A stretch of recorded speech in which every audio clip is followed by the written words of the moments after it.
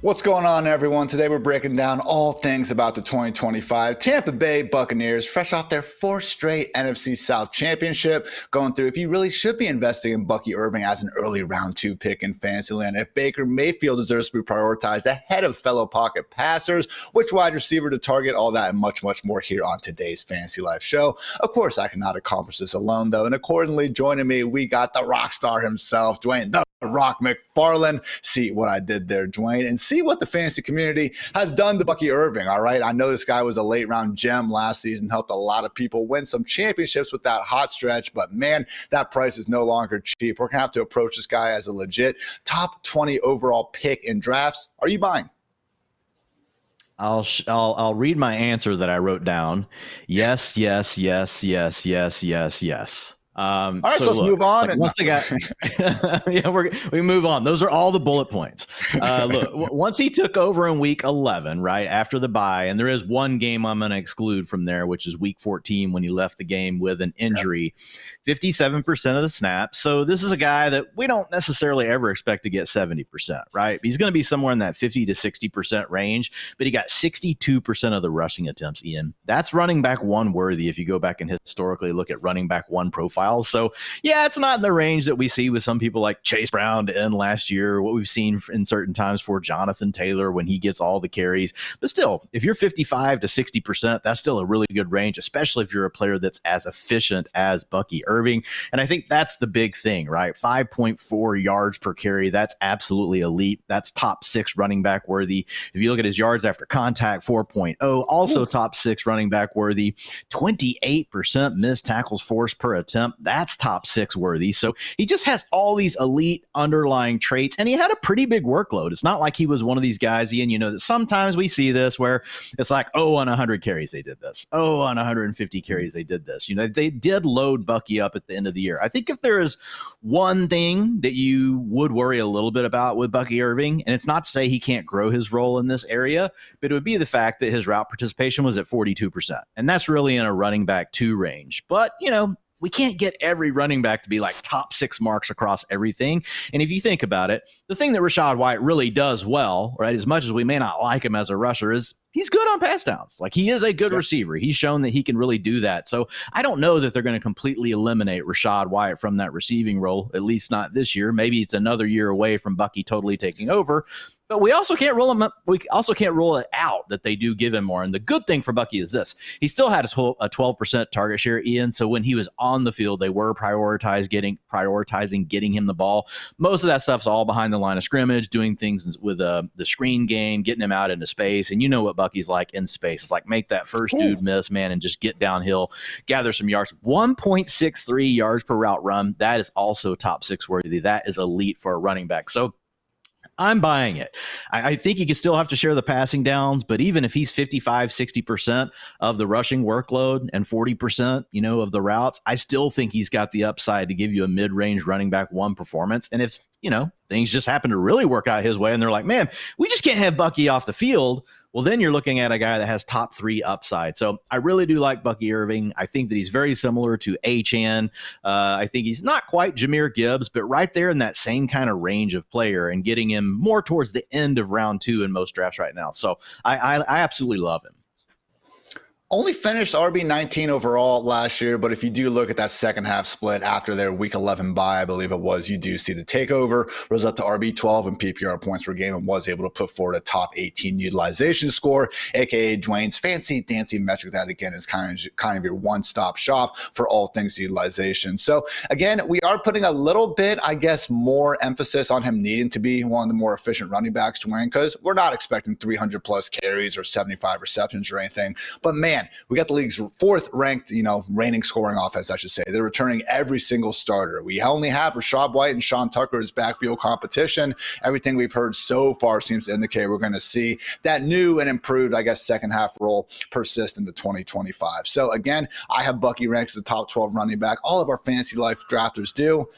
I will say, I haven't exactly been pounding the table for him. We still have guys like Ladd McConkey going around that range, Trey McBride, even Josh Jacobs, someone who I actually will be taking over Bucky straight up as you've been drafting. Again, I agree he deserves to go round 2. Have you made a habit, though, of going out of your way for him? Yeah, I do. I mean, 19.1 fantasy points per game if we get rid of week 14 when he only played 17% of the snaps due to the injury. So, I mean, we're really seeing a nice ceiling here. I also, to the points that you just made around the offense, is one of the ones that we like the most.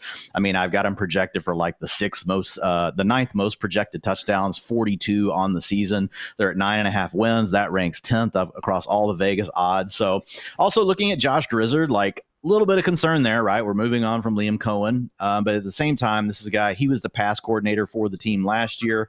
He was also with the Miami Dolphins from 2022 to 2023. So you get to tell me you learn from Liam Cohen, who we like, and also from Mike McDaniel, who we like. I feel pretty good about it, right? If we look at those things that they were able to do. So I look at Bucky Irving and I see a guy that we could be drafting in the middle of round 1 by next year. And so I really do like him. I have typically taken him over Josh Jacobs. I will say I don't blame someone, right, that wants to take Josh Jacobs. But at the same time, like, they both, Josh Jacobs, we talked about it last week. People can go back and check out the show on the Green Bay Packers for the team preview. He got 62% of the rushing attempts last year, even though like the whole backfield was injured. And if we look at the history right there with LaFleur, he's a guy that's never really loaded somebody up 75% or anything like that either. So they're kind of in similar boats. The exception being that Josh Jacobs has proven he can do it, Ian. And I think you can argue like he does have the, more the size, right, to take on that bigger workload. Sure. We are living in an era where I think we shouldn't hold on to the size stuff as much as we used to. But man, if I can have a 215-pound back versus a 185-pound back, I'm going to take it.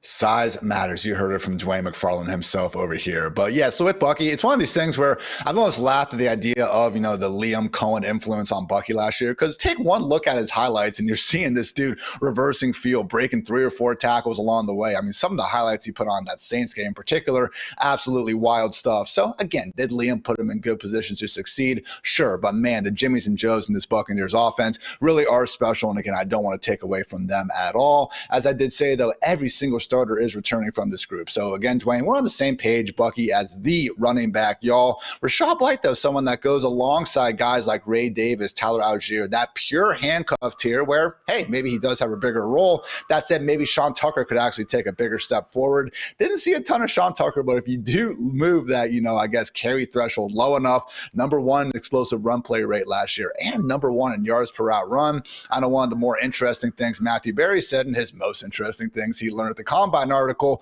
was the potential for Tucker to actually lap Rashad White. So any thoughts on, again, these complementary running backs in Tampa, and if you've been targeting either of them at cost? So I think if, knock on wood, don't want this to happen, but if Bucky Irving were to go down, I do think there's a chance that Sean Tucker is actually the guy that takes over more of the role. But if you're just talking about the player that's going to probably be on the field more often with Bucky Irving healthy, I do think that it's Rashad White because they have very complementary skill sets. We just talked about it. White is actually a good receiver out of the backfield. So if you got someone you want to put out there on third down, pick up blitzes, you get into your 2-minute offense, you got someone else you want to mix in, I think that's more likely to be Rashad White than Sean Tucker. So I could see a scenario, though, Ian, where if Bucky Irving had to miss 3 or 4 games, maybe it really is Sean Tucker getting 50% of the rushing attempts and really keeping Rashad White in that passing down role. But it's really hard to say for sure. I'm with you. Like, if it's one of those deals where we don't have a huge sample size on Sean Tucker, but man, the sample that we do have, like, there's some really electric stuff in there. So I think there are some things with his profile that if he suddenly were to step into a workload, he would be someone that we might be pretty excited about in fantasy football. Again, a little bit easier to project this backfield when we have all the same parties returning, but we cannot say the same, Dwain, for this wide receiver room. We were sitting pretty. Mike Evans, obviously Chris Godwin, and Jalen McMillan coming off, what he scored 6 or 7 touchdowns in his last 8 or so games in the season. They went ahead and said, F it, let's add Emeka Egbuka to the equation and see what happens. So I believe the final wide receiver 3 in Fantasy Life super model over here, Dwain. So do you think Emeka and honestly Godwin, Evans, like out of these guys, who have you been targeting most at ADP?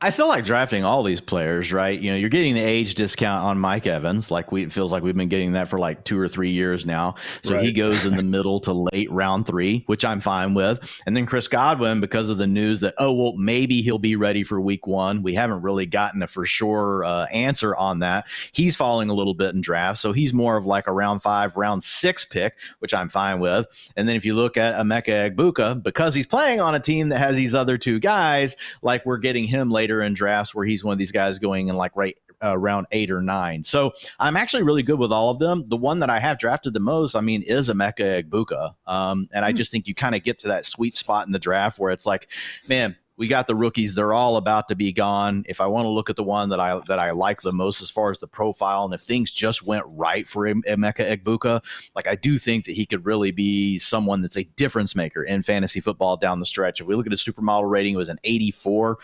81 in the draft capital rating. And remember, guys, everything with the supermodels on a scale of 50 to 100, 84 production score. And that's despite playing with guys like Marvin Harrison Jr., Chris Olave, Garrett Wilson, Jeremiah Smith. All those guys are first-round picks. Jeremiah Smith's going to be a first-round pick, and Emeka Egbuka was still able to do his thing.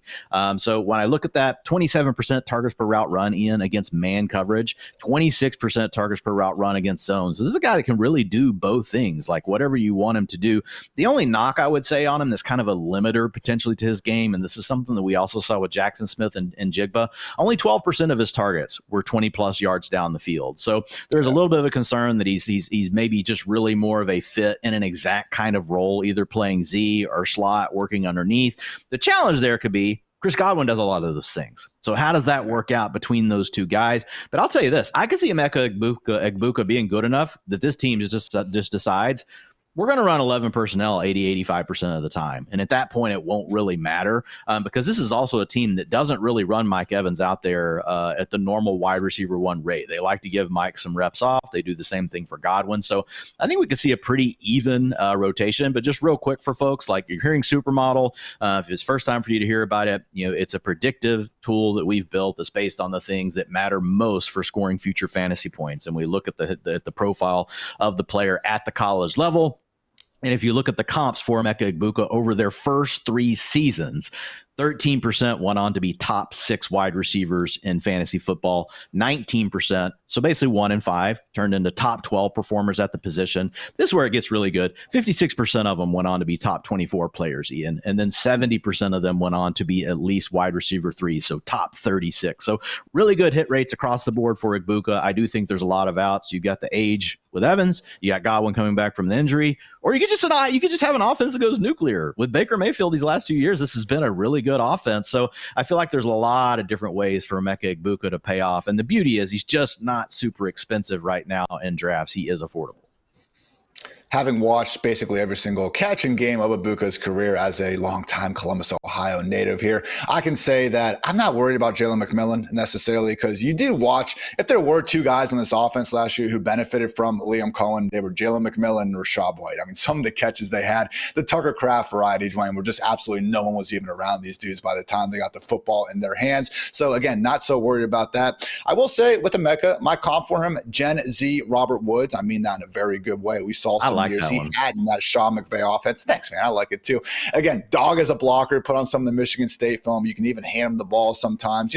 Maybe not a 10 out of 10 in any individual skill, but you're getting a lot of 6 out of 10, 7 out of 10, maybe even 8 out of 10. So again, does everything well, albeit maybe doesn't have that one singular elite trait. But hey, guess what? When you are able to do that many things right, a wide receiver 49 price tag isn't the biggest deal in the world. So honestly, Dwain, I would say I've drafted more Evans at ADP to kind of get back to our original question, like who do we like most? I just think that those guys, going around Evans, the DJ Moores of the world, the T-Mac, Ted McMillan and everything, I can see things going more wrong for those guys just based on their kind of situation. With Evans, it does seem like more of a bet against Father Time. And, the guys continue to look great when he's out there, even aging like a fine wine when you start looking at his yards per route run, his ESPN open score, and just his fantasy points per game, which have been at an even higher level with Baker than with Tom Brady. So with Egbuka, again, I don't want to say like I'm getting Roma Dunze vibes because I can feel better about this Bears offense. I'm sorry about this Bucs offense and the Bears last year, but it just would be the targets when Godwin and Evans are healthy. But hey, at that price, I understand you want just to bet on the talent.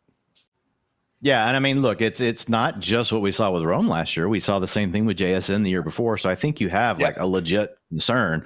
Good news, Shane Waldron's nowhere near the offense, right? So at least we don't have to worry about that. But we do have an unproven coordinator.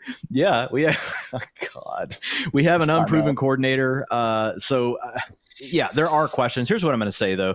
I was doing some research because I'm working on a breakout article around wide receivers. You know me, and it's like I don't want to just do a normal article. It's like how do we like make sure that we're like turning over every stone as we think about what breakouts might look like. And the thing that's really interesting is the players that have been really talented that have stepped into these rooms that have like 40 to 50% of the target share already accounted for. The best ones, they just still went ahead and scored fantasy points. Mike Evans was definitely one of those. And so it just, I mean, there's also just this path that Igbokwe is good enough that the offense just consolidates around those three guys. But to your point, historically speaking, I will say it's been pretty rough for players that have to come into a room that's this established. Rome Odunze last year is a good example of one that did not go right. So Igbokwe, I'm going to say this, though. My most drafted wide receiver at 39%. So guys, that's a 39. Lot. I'm 30. Yeah. I'm 31 teams in, and I've drafted Igbokwe on 39% of them. So like, if you think about it, like 10 to 12% would be kind of making a small stand. 39% is like making a really big stand. So now if it tells you anything about the way I'm drafting, I've got Travis Hunter 39% of the time right there with him. I've got Matthew Golden 29%. Jalen Waddle sitting at 26% in. I'm probably not going to enjoy that anymore after Jonnu Smith getting traded away from the Dolphins today over to the Pittsburgh Steelers. Gross, going to share time with Freiermuth. But the rookies, man, I'm taking a lot of these rookies, a lot in these drafts. So we'll see how it ends up working out for me, but I do love Emeka Igbokwe. Haven't talked a ton about Chris Godwin. He's gone more so in that muddled wide receiver 3 low-end territory where honestly he was last year. Obviously this time coming off, that brutal injury is going to be a bit more concerning. But man, when you do start looking at it, again, it was a nasty dislocated ankle. Todd Bowles was literally saying that he had a chance to be back for a late playoff run last year. And now all of a sudden he's saying hopefully week 1. So I think lesson number 1 is we cannot listen to a single word that Todd Bowles says regarding injuries with his players. But number 2, I do think that's something with that former statement. Like, I don't think Bulls would just completely thrown out there. And we do see guys like Dr. Deepak Chona saying that he does believe Godwin will likely be playing in week 1, albeit it could be a moderate dip, in terms of his performance that recovers midseason. So we'll see exactly what happens throughout August, Dwain. But I would say it's not unreasonable for Godwin to be out there. And all he did last year was average the second most PPR points per game behind any wide receiver not named Jamar Chase. So I do worry that, again, maybe it is going to be a slightly new scheme. You add someone like Emeka Igbokwe, he could have some overlap. It's similar to where, honestly, JSN and Cooper Kupp in Seattle. I could see, some of Godwin's role being eaten up by a player that's also going to want to be in the slot. Not to, again, pigeonhole Igbokwe like that. He brought up some very good points there. But with Godwin, man, being priced as that wide receiver 3, I look at him and I'm like, man, this dude could be a wide receiver 1 like he was last year. That said, I do think Igbokwe impacts him more so than Evans. Yeah, and I'm still drafting Chris Godwin. Ultimately, I think the market's actually pretty good on the way they've priced these guys. So I think when you look at where Godwin goes, that's what the market's saying is that, well, coming off of an injury and Igbokwe probably impacts him more than Mike Evans. We can never say for sure on those sort of things. But to your point, man, all we can do is look back at those 7 games last year before the injury. He had a freaking 27% target share, an 8.0 utilization score, which is really good, guys. Utilization score is on a scale of 0 to 10. It really takes into account the player's role as well as the player's talent profile. If you look at him, like Ian said, was one of the best wide receivers in fantasy football at that time, averaging 19.7 PPR points per game. So when we look at Godwin, like, he's given us a few years like this, and who's to say he won't do it again? So I really like the price on all of them. I drafted Godwin a couple times this weekend in some best ball manias, so I am still in on him as well. And the other thing is, man, again, like, there is just this path where it's just a great offense, right? And all 3 guys are fine. It's going to make it hard to know which week, right? Each of them is going to really be going off. If this does happen where they're all 3 really good, it probably makes them better best ball picks than it does season long. Again, guys, you just want to take good fantasy players that score a lot of fantasy points. You try not to worry about too much when they're going to score them. You just try to just start them every week and just keep with it. But best ball does eliminate some of your need to have to really worry about it. Hey, just real quick on that point that I made earlier. So this is looking back to 2011 for wide receivers that went in the top 16 of the draft and entered a room where they had at least a 40% of the target share was already taken up by the other top two target earners in the offense. Michael Floyd in 2012 didn't go well, Ian. 7.1 fantasy points per game. 52% of the target share was already spoken for. Jahan Dotson, sorry, guy, I got to pour one out. 51% of the target share was already taken into account for. 10.7 fantasy points per game. Super Bowl champion Jahan Dotson, Dwain. Super Bowl champion. Julio Jones. Now, obviously a much higher pick, but came into a room where 48% of the target share was already accounted for. And you guys know those names, Roddy White and Tony Gonzalez. Dude still dropped 15.7 fantasy points per game. And so we had one of those scenarios where really it was three guys that were able to do it. Rome Odunze, who you mentioned last year, 48% of the targets went to DJ Moore and Keenan Allen. He averaged 8.6 fantasy points per game. And then we looked at 2014, Mike Evans. 16.3 fantasy points per game. Jamar Chase, 18 fantasy points per game, despite 40% of the target share accounted for. And then Marvin Harrison was the last one last year at 11.7. 41% of the target share was taken up by Trey McBride and Michael Wilson. So, kind of a range of outcomes there. And I'm just bringing it up because to your point on Igbuka, like he could fall anywhere in that range. But I think the big thing that I take away from that, like the really good wide receivers, like if we look back at that list, Michael Floyd never did anything, even when the target shares changed. Jahan Dotson never did anything. Julio Jones did, right? If we look at it, Mike Evans did. So it just comes down to really how good is Emeka Egbuka? And there is a chance that he's just good enough that it won't matter, and he's going to be worth the pick that you're spending, even if there's not an injury. Again, a lot of stuff to figure out here, the projected targets. I do not envy people like Dwain who have to go through and get our projections ready in rooms like this. But you know who I would envy in a situation like this is the guy throwing them the football, Baker Mayfield, coming off a QB4 finish in fantasy points per game. We're talking about the NFL leader in passing touchdowns over the past 2 seasons. Also the leader in interceptions, Dwain. So again, it's been awesome seeing Baker come back, get this, big deal. This guy was signed back in 2023 in March to the Buccaneers on a 1-year, $4 million contract. So again, the entire NFL was basically writing off Baker. Good thing he did not write back. Shout out Geno Smith. So again, with Baker, we saw the height, Dwain, and we've honestly seen several years of his career, even going back to that rookie year in Cleveland, where again, he can provide some fantasy fireworks. That said, I know you've been doing some regression files as well at fantasylife.com, and Baker does pop up as someone where, again, don't want to penalize guys for being so good and just saying it's going to be hard for them to reach that again, but some of the specifics with his passing touchdown rate and rushing yards per game specifically do maybe add some caution, assuming we're going to see such high highs in 2025. Yeah, for sure. And it's one of these interesting things because I really do like Baker, and I wish that I was getting to draft more Baker. I would like to draft Baker Mayfield. The challenge is where the market's pricing him right now is pretty high. And so to your point, if you look at what typically happens, and I know we just talked about adding Emeka Egbuka to the offense and all these things, it's going to feel counterintuitive what I'm about to talk to you guys about. But think of CJ Stroud last year. Remember what a great rookie season we had? Then they go out, and on top of what they had with Tank Dell and Nico Collins, they bring in Stephon Diggs, and we got really excited, and we're like, oh, man, C.J. Stroud's going to be even better.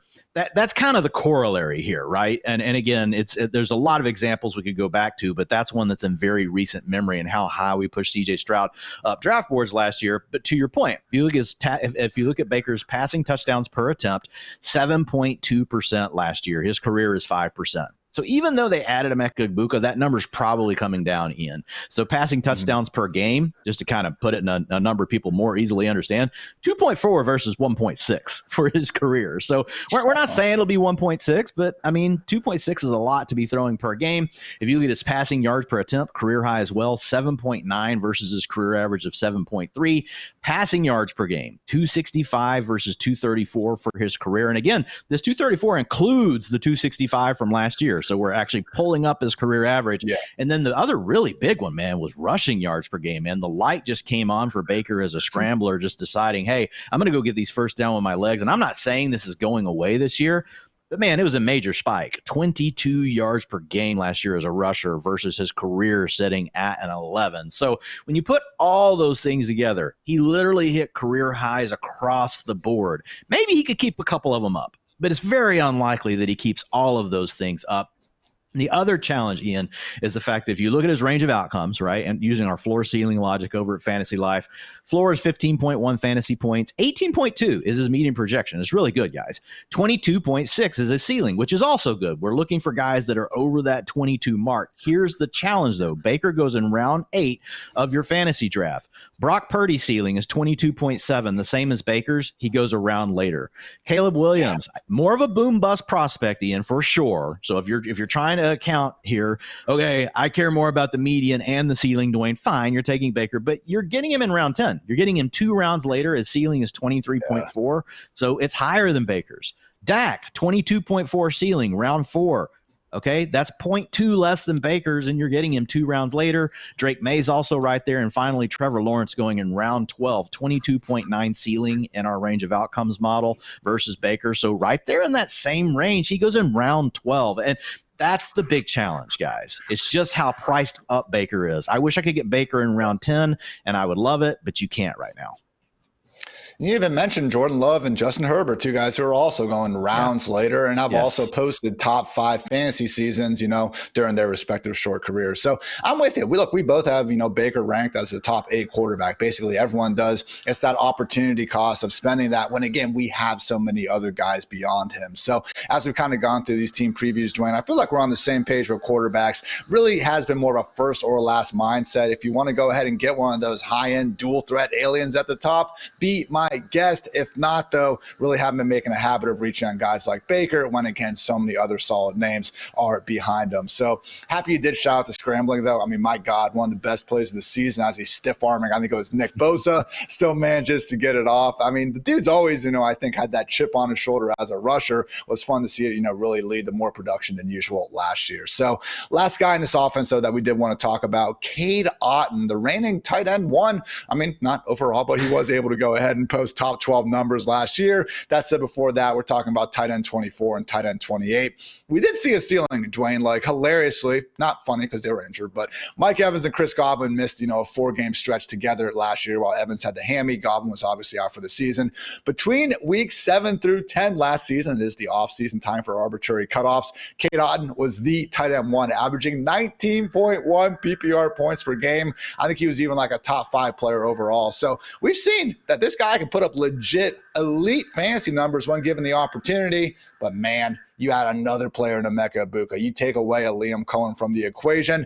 I am skeptical that he's ever going to see that much opportunity again. That said, hey, he's only being priced tight end 24 right now. So if you do go ahead and just look at the cheapest tight ends expected to start in good scoring offenses, it's Mike Gesicki and Cade Otton. So hey, you need a 3rd tight end on your roster. You want to throw a late round dart at Otton. That's fine. I don't think he's someone people should overly care about in your traditional home leagues.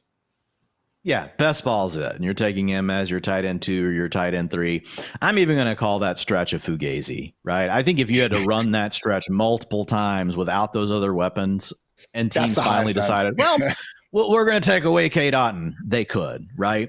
He's an underneath kind of target, right? He's playing underneath the coverage, and he's not a great yak player. So it's just like that's not typically a very good combination. Honestly, a lot of that just goes back to Baker last year just balling out. I mean, absolutely balling out. Now, I want to get where I will give Cade Otton some credit, man. This dude will make some catches with massive hits, Ian. I mean, you're talking, I mean, he just gets obliterated in the ribs, shots to the head, and the dude will be right back out there on the next play. He won't even let them take him off the field. So massive, like when you talk about he's a dog, the toughness, all there. So a lot of things you like about him as a tight end. But going to kind of allude to what you said. So now let's look at Cade Otton when he's had Mike Evans and Chris Godwin on the field. Just forget Emeka Egbuka, who's going to take a lot of those looks underneath.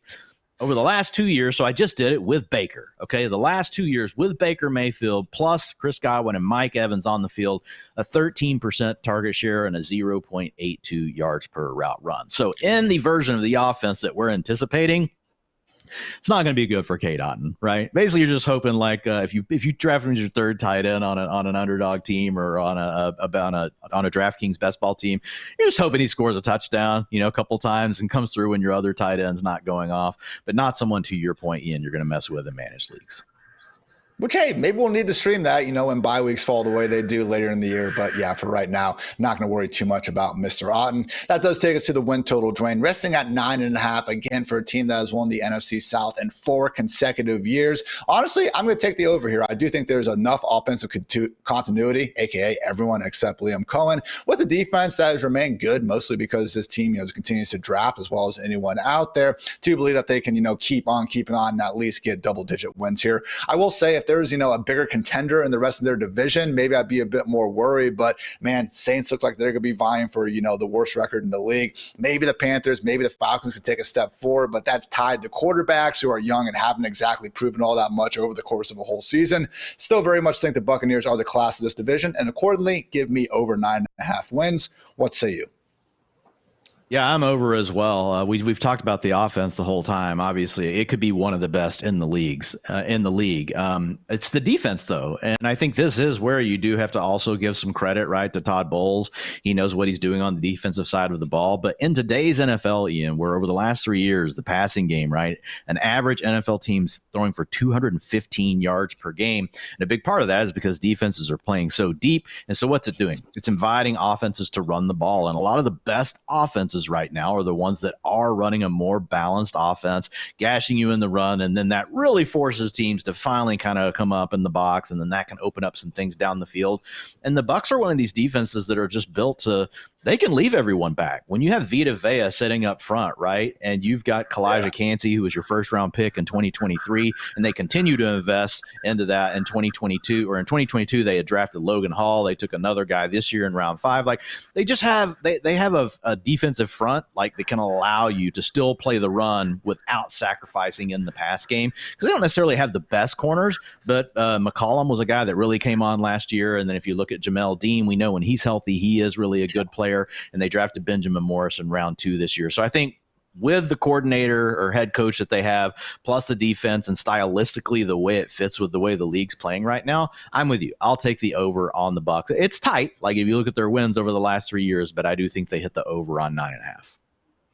Benjamin Morrison, man. Look, I'm not going to say I've watched tape on every single incoming cornerback or anything. A lot of it does come down to, the higher profile college football games I've seen over the years. But that dude and what he was doing at Notre Dame before he had that hip injury that knocked him out last year, my God, I did not see anyone, clamp Marvin Harrison Jr. better than what number 20 for Notre Dame did during that 2023 season. So shout out there. And again, shout out to Tampa Bay Buccaneers. We'll see if they can make it 5 in a row in the NFC South here after the 2025 season. And shout out to you as well for tuning into the Fantasy Life Show. We invite you to like and subscribe, do whatever you want in the rest of your life. So keep on keeping on. We'll be over here doing the same over here at Fantasy Life. So for Dwain, for producer Matt, for producer Kelsey, I'm Ian. Thanks again for tuning into the Fantasy Life Show. And until next time, take care, everybody.